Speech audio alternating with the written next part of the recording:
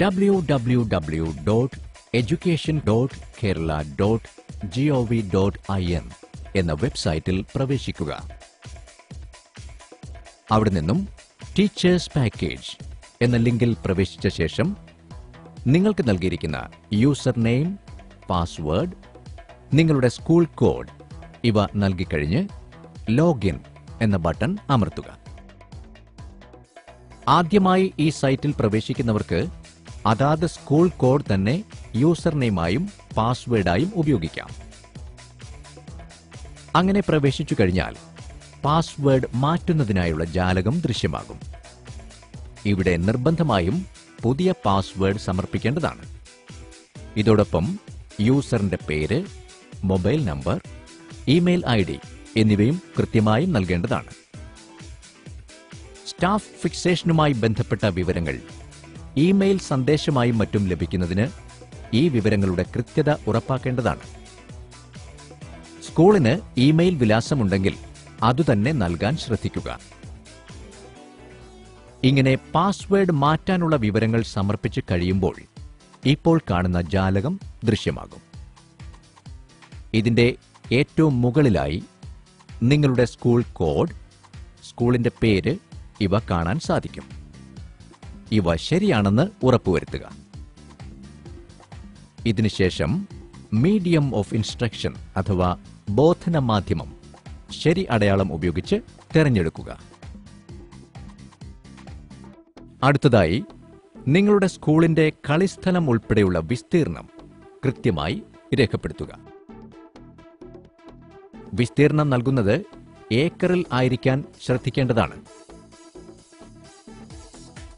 അടുത്തതായി നിങ്ങളുടെ സ്കൂളിലെ കുട്ടികളുടെ UID അഥവാ ആധാർ രജിസ്ട്രേഷനുമായി ബന്ധപ്പെട്ട വിവരങ്ങളാണ് നൽകേണ്ടത്. അതിന്റെ വിവരങ്ങൾ അതാത് സ്ഥലങ്ങളിൽ നൽകുക. അടുത്തതായി സ്പാർക്കുമായി ബന്ധപ്പെട്ട വിവരങ്ങൾ നൽകാനുള്ള സ്ഥലമാണ്. ഇവിടെയും ശരിയായ വിവരങ്ങൾ നൽകിയ ശേഷം സബ്മിറ്റ് ബട്ടൺ അമർത്തുക. അപ്പോൾ ദൃശ്യമാകുന്ന ജാലകത്തിന്റെ മുകൾ ഭാഗത്തായി teachers details, view fixation details എന്ന മെനു കൂടി പ്രത്യക്ഷമാകും.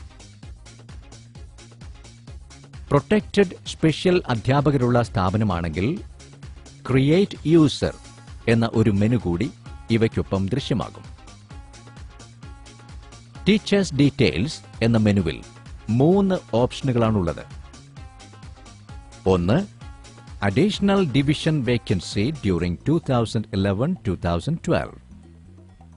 2, 51A സീനിയോറിറ്റി ലിസ്റ്റ്. 3, 43 ക്ലെയിമൻസ്.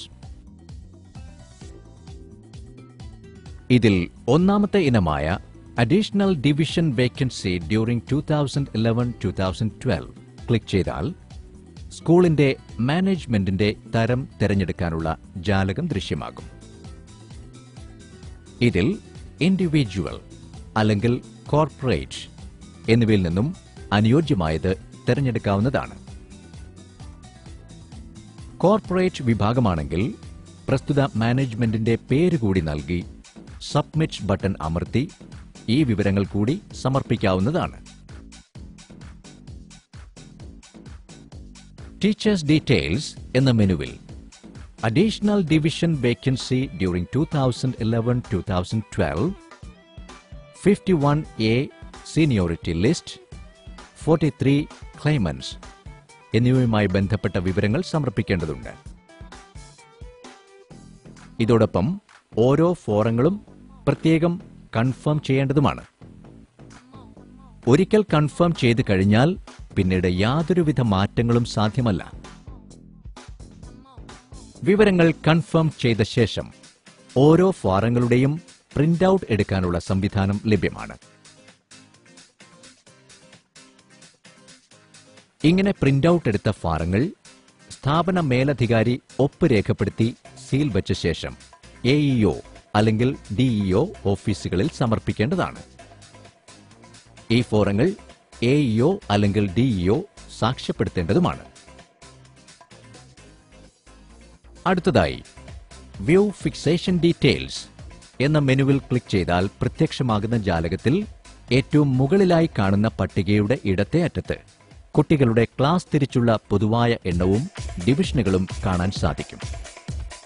ഈ വിവരങ്ങൾ 2010-11 സ്റ്റാഫ് ഫിക്സേഷനുമായി ബന്ധപ്പെട്ട് ശേഖരിക്കപ്പെട്ടവയാണ്. അതിന് തൊട്ടു ചേർന്നുള്ള കോളങ്ങളിൽ ഭാഷാടിസ്ഥാനത്തിൽ ക്രമീകരിക്കപ്പെട്ട കുട്ടികളുടെ എണ്ണം സംബന്ധിച്ച വിവരങ്ങളാണുള്ളത്. ഈ പട്ടികയുടെ തൊട്ടു താഴെ പ്രസ്തുത വിദ്യാലയത്തിലെ ജീവനക്കാരുടെ എണ്ണം സംബന്ധിച്ച വിവരങ്ങളാണ് കാണാൻ കഴിയുക. ഈ പട്ടികയിൽ അതാത് ജീവനക്കാരുടെ തസ്തികയുടെ പേരിന് മുകളിൽ ക്ലിക്ക് ചെയ്താൽ അവരുടെ വിവരങ്ങൾ നൽകാനുള്ള ജാലകം ദൃശ്യമാകും. ഇവിടെ അവരുടെ അനുയോജ്യമായ പെൻ നമ്പർ നൽകുമ്പോൾ അതാത് ജീവനക്കാരുടെ പേര്, ജനനത്തീയതി, ജോലിയിൽ പ്രവേശിച്ച തീയതി ഇവ ദൃശ്യമാകും. ഈ വിവരങ്ങൾ രേഖപ്പെടുത്തിയ ശേഷം ശരിയാണ് എന്ന് ഉറപ്പുവരുത്തി സബ്മിറ്റ് ബട്ടൺ അമർത്താവുന്നതാണ്. നൽകിയ ഏതെങ്കിലും വിവരം തിരുത്തണമെങ്കിൽ വലതുവശത്തായി കാണുന്ന റീസെറ്റ് എന്ന ബട്ടൺ അമർത്തി വിവരങ്ങൾ പുനഃക്രമീകരിക്കാവുന്നതാണ്.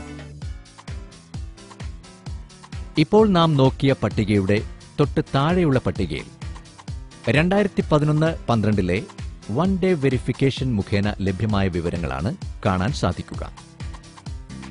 ഇവിടെ റോൾ സ്ട്രെങ്ത്, വെരിഫൈഡ് അറ്റൻഡൻസ് എന്നീ കോളങ്ങൾ കാണാൻ സാധിക്കും. ഈ കാണുന്ന വിവരങ്ങളിൽ എന്തെങ്കിലും വ്യത്യാസമുണ്ടെങ്കിൽ ജാലകത്തിന്റെ ഏറ്റവും താഴെയുള്ള പട്ടികയിൽ കുട്ടികളുടെ എണ്ണവും അതാത് ക്ലാസുകളിൽ നിലവിലുള്ള ഡിവിഷനുകളുടെ എണ്ണവും തിരുത്തിയോ പുതിയതായോ നൽകാവുന്നതാണ്.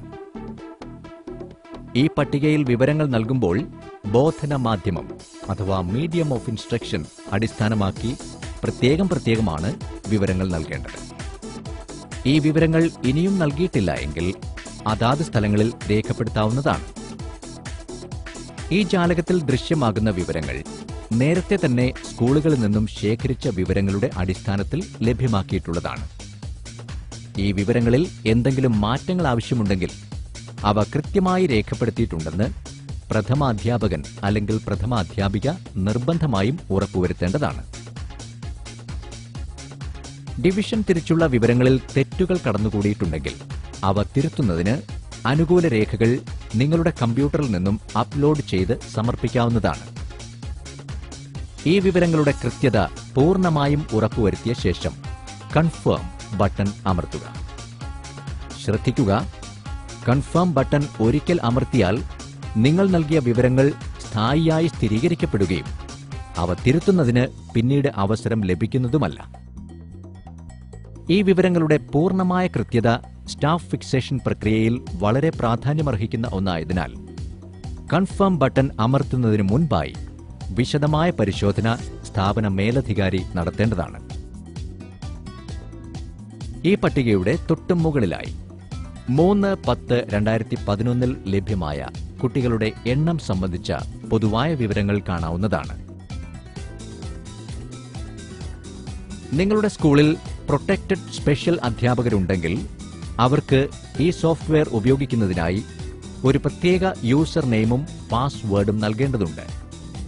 അതിനായി ക്രിയേറ്റ് യൂസർ എന്ന മെനുവിന്റെ സഹായത്തോടെ click here to create user എന്ന ലിങ്കിൽ ക്ലിക്ക് ചെയ്ത് പുതിയ ഒരു യൂസറിനെ സൃഷ്ടിച്ച് അവർക്ക് ഒരു യൂസർ ഐഡിയും പാസ്വേഡും നൽകാവുന്നതാണ്.